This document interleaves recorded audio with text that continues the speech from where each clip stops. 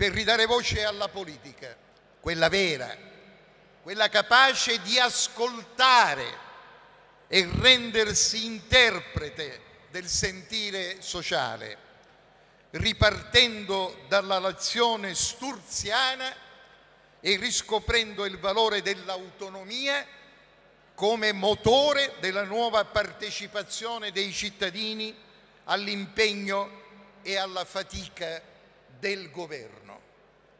I contenuti di questo straordinario fermento sono ben noti e verranno sicuramente tratteggiati nel corso del dibattito che seguirà, per ripercorrerne qui il pedissequo elenco da parte mia. Lo evito senza meno. Pochi mesi dopo il congresso di Bari, nella primavera del 2006, si andò alle elezioni politiche, primo banco di prova per la neonata formazione. Scegliemmo la via più impervia, che lasciò sbalorditi molti, tanti non la compresero. Forse è stata davvero una via impervia, ma il giudizio di molti di noi che concorremmo a questa scelta non è cambiato. Era la scelta più naturale, l'alleanza con la Lega Nord, che sotto molteplici aspetti si scommetteva sul territorio come noi ambivamo di fare, volevamo fare, in modo completamente diverso da quello dei partiti tradizionali.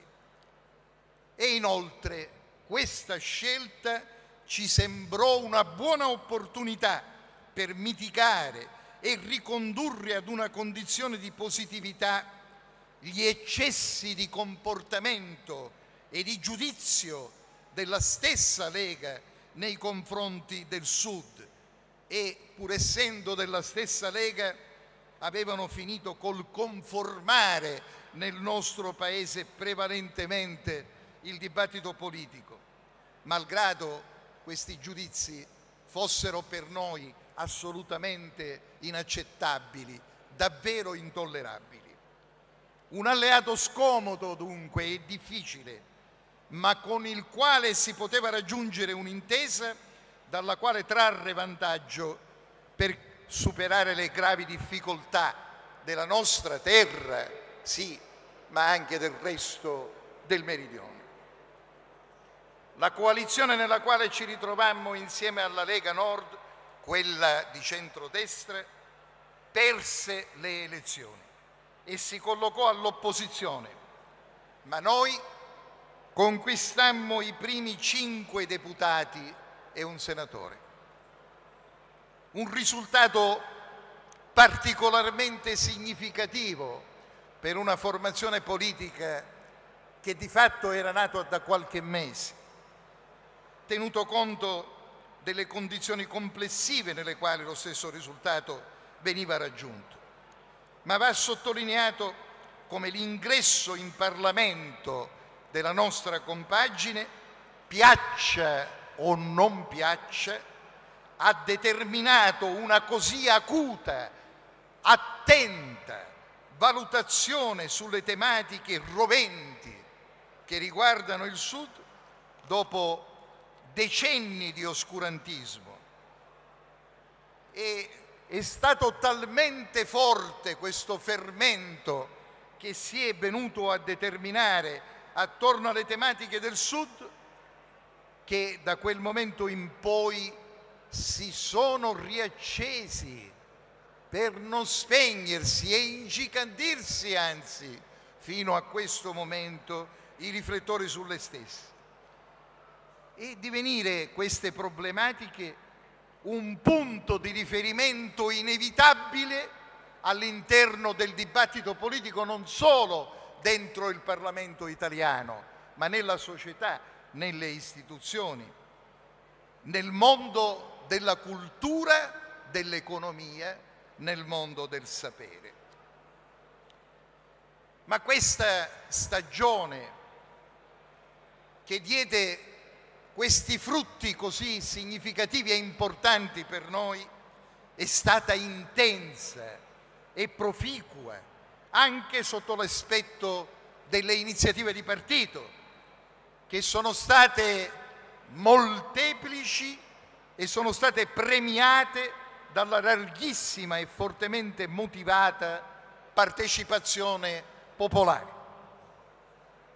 Ricordiamo per tutte quella svoltasi a Roma dinanzi a Palazzo Chigi, con migliaia e migliaia di partecipanti, quasi 4.000 persone, venuti con ogni possibile mezzo di trasporto, spontaneamente, quasi con un passaparola, per reclamare l'impegno del governo italiano per la realizzazione del ponte sullo Stretto di Messina. Crescono in questo periodo le adesioni al partito nelle altre regioni meridionali. Il partito si va strutturando, formando in Campania, in Calabria, in Puglia, in Basilicata, nel Molise, in Abruzzo e nella sorella Sardegna. Sono tutti nella gran parte amministratori locali, taluni di loro sono già arrivati, altri ci raggiungeranno nel pomeriggio e nella giornata di domani e si trovano seduti fra di voi qui in questa sala, che condividono l'idea dell'autonomia come strumento della nuova politica che può ridare al Meridione la svolta per un suo rilancio e per il superamento delle annose problematiche che lo affliggono. Si arriva nel 2008 alla caduta del governo Prodi e noi ci presentiamo alle elezioni politiche alleati con la compagine di centrodestra, presentando noi dal Lazio in giù, isole comprese, le liste minoritarie di alleanza e facendo la stessa cosa nel resto del paese verso il nord, la Lega Nord. L'accordo, e questa la chiave di lettura di ciò che è accaduto in questi ultimi anni, venne raggiunto sulla base di precisi e puntuali impegni messi nero su bianco al fine di assicurare adeguata e pronta risposta ai punti programmatici di cui noi ci eravamo fatti carico e che avevamo espressamente richiesto. Le elezioni questa volta premiano il centrodestra e noi entriamo in Parlamento con 8 deputati, 4 eletti in Sicilia e 4 complessivamente nella Campania, nella Puglia, nella Calabria e 2 senatori, entrambi siciliani. Allo stesso tempo entriamo nel governo con 2 sottosegretari. Ma il 2008 è anche l'anno in cui il Movimento per l'Autonomia raggiunge l'obiettivo storicamente più rilevante, quello della elezione a presidente della regione siciliana di una propria indiscussa personalità, il suo primo fondatore, Raffaele Lombardo.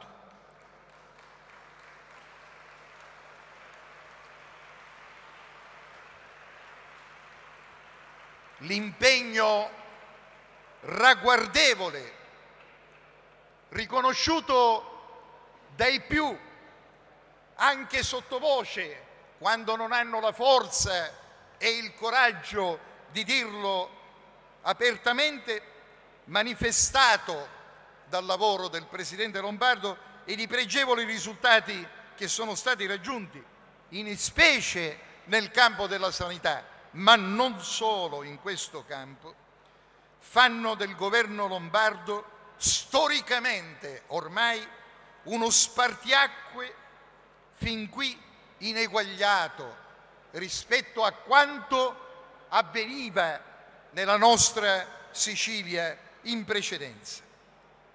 Malgrado, e questo è l'aspetto più grave, che non riguarda una persona o un gruppo dirigenti, ma tutti noi, tutti gli iscritti, gli aderenti, i simpatizzanti, le donne, i giovani, gli uomini dell'MPA, malgrado lo stesso Presidente si sia dovuto sobbarcare ogni sorta possibile di attacco, anche sul piano personale, pur di mandare avanti quel programma elettorale che, lo ricordiamo in questa sede, è stato sostenuto dal popolo siciliano con la larghissima messe di voti che sono stati espressi ed indirizzati verso la presidenza di Raffaele Lombardo. Dal 2008 in poi, nelle varie fasi in cui si sono svolte elezioni regionali, abbiamo conseguito la elezione di consiglieri nel Lazio, Abruzzo, Molise, Basilicata, Campania e Sardegna. Stamattina ci ha già raggiunto il consigliere Rocco Pascucci, che è seduto qui in mezzo a noi. Non è potuto venire Giorgio De Matteis, vicepresidente del Consiglio regionale dell'Abruzzo, ma c'è una rappresentanza di partito. E poi il Molise, dove abbiamo conquistato con il consigliere regionale eletto come MPA, Rosario De Matteis, la presidenza della provincia di Campobasso. Nella Basilicata il nostro Franco Mollica, che non potendo venire mi ha chiesto di indirizzare parole di saluto a voi tutti e l'augurio di un buon lavoro per il nostro convegno, la nostra assemblea. E poi la Sardegna, con Franco Cucureddu, che non so se è arrivato, ma era prenotato e se non è ancora in sala, io non riesco a vederlo bene, sicuramente entro il pomeriggio ci sarà e si fermerà anche domani. Sindaco di Castelsardo, giovane avvocato, uno dei più promettenti consiglieri regionali della Sardegna.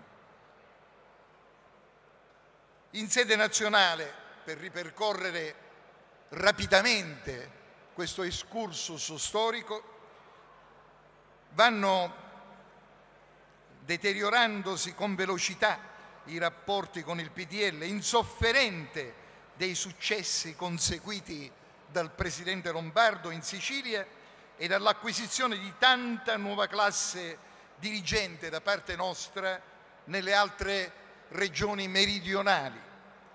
E malgrado il nostro leale comportamento nei confronti del governo e della coalizione di maggioranza, peraltro mai ricambiato e sostenuto da parte loro con atteggiamenti di gratitudine e di attenzione nei nostri riguardi, noi veniamo appunto sistematicamente messi nella condizione di non poter esprimere e condurre a compimento sia nella sede del governo come in quella parlamentare iniziative produttive per il Sud.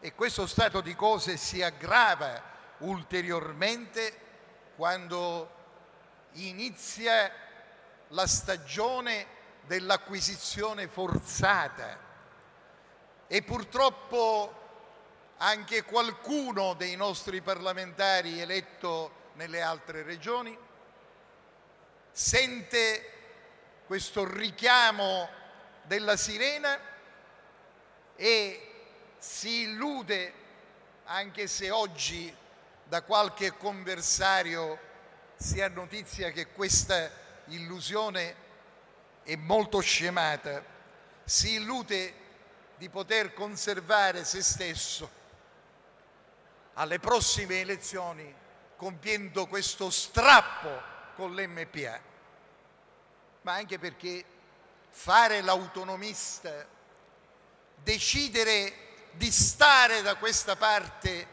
non è comodo, non è facile.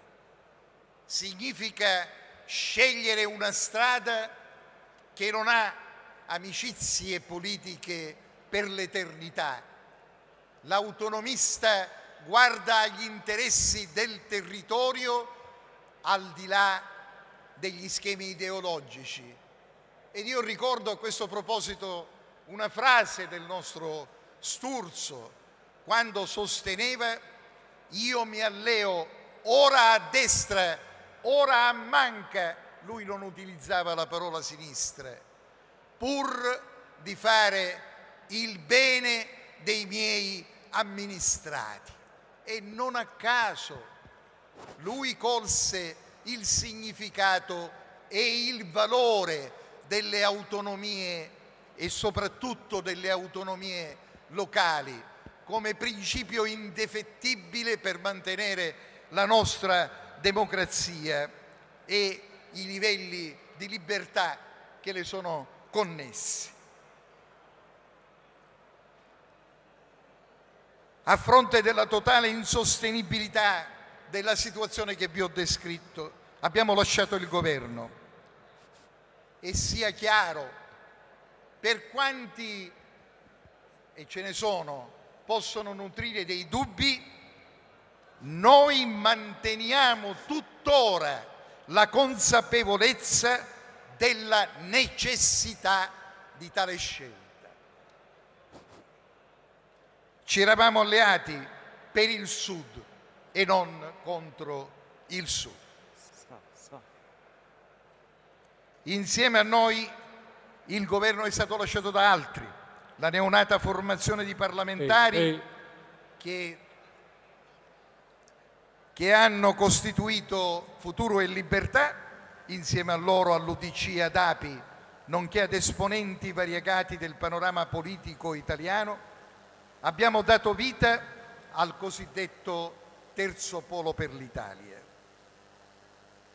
La nostra, come quella degli altri, non è stata una scelta velleitaria, la voglia cioè di costruire un ulteriore grande contenitore nel quale collocarci per avere coperture rispetto ai temporali che si manifestano nella vita politica del Paese. No.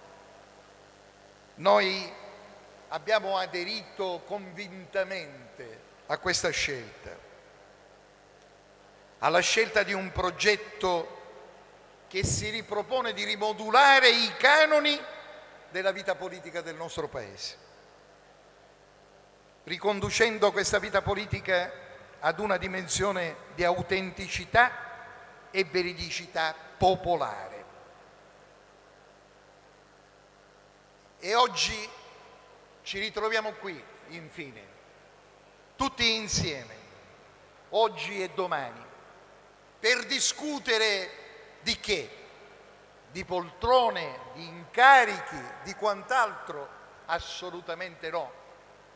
Per discutere, dopo mesi in cui lo si fa attraverso la via informatica, del futuro di noi stessi, di questo movimento che tutti insieme abbiamo contribuito a costruire sotto la guida di Raffaele Lombardo, per discutere di questo futuro, per interrogarci sulle scelte che ci attendono rispetto ai grandi momenti in cui saremo chiamati da qui a non molto a schierarci sul campo, per dare indicazioni positive alla linea del governo regionale, ma anche per contribuire a farlo nei confronti del governo nazionale, anche se dai banchi dell'opposizione.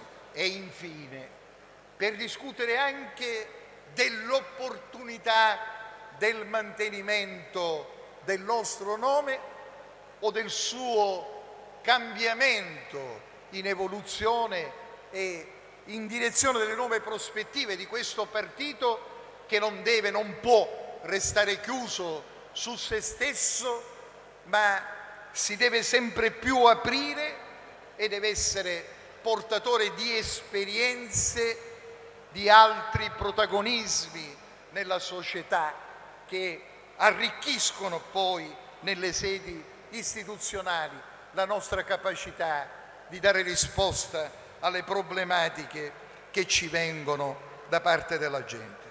Ecco, questa è la ragione di fondo del perché ci troviamo qui.